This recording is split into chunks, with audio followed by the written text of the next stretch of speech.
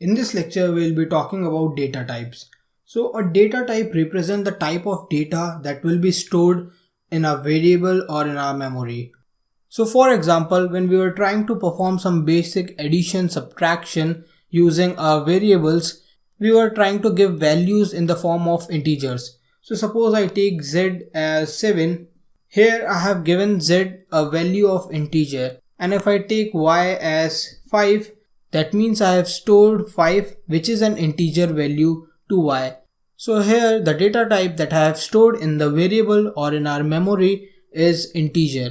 So we need to talk about different type of data that we can store.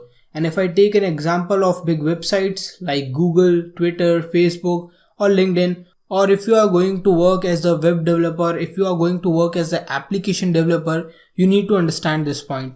So here on Google, if I search something, I give a data in the form of string. That means it can be a number, it can be some words, it can be combinations of numbers, words, anything.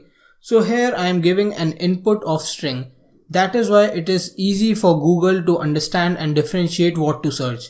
And if I go for sign up page of Twitter, here you can see they have name and phone number. So that means name will obviously have a data type of string. That can be a mix of characters as well as the numbers. And if I talk about phone numbers, it has to be integers. So that is why data types are so important. And here you can see there might be some restrictions for phone number. So here if I try to give some characters, it will give me an error. So now this field has a data type of integer and it can verify according to the input that I am giving. Now let us understand data types in detail. Python has two types of data types. The first one is built-in data types and the second one is user-defined data types. Built-in data types, that means Python has predefined, they have some functionalities, they have some restrictions and they have their own rules. So mostly if you are doing basics of Python, it is really sufficient to understand built-in data types. But if you are jumping with algorithm, if you are jumping with data structure, you will understand the user-defined data types. For now, we will be understanding built-in data types. Now, the built-in data types are of 5 types. The first one is none, second one is numeric, third one is sequence, fourth is set, and fifth is mapping, which is also known as dictionaries. So if I talk about none, let me give you an example. In other languages like C or Java, it is called as null.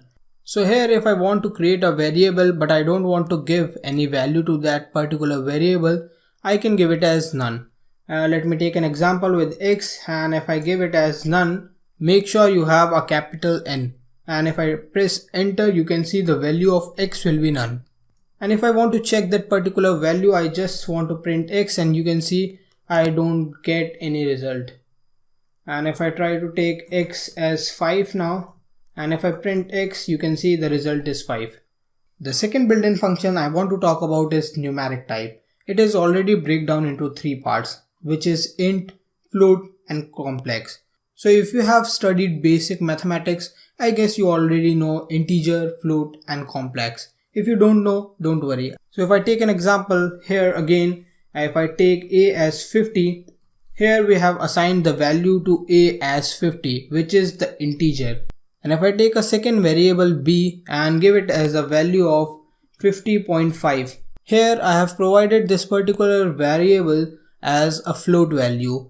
And if I take a new variable c and provide a value of 50 plus 5j, here you will understand that this particular value is complex value.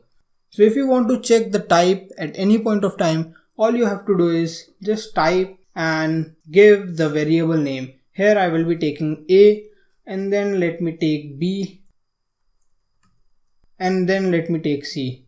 Now you can understand that if I take an example with a, I have a value of int. If I take example with b, I have a value of float.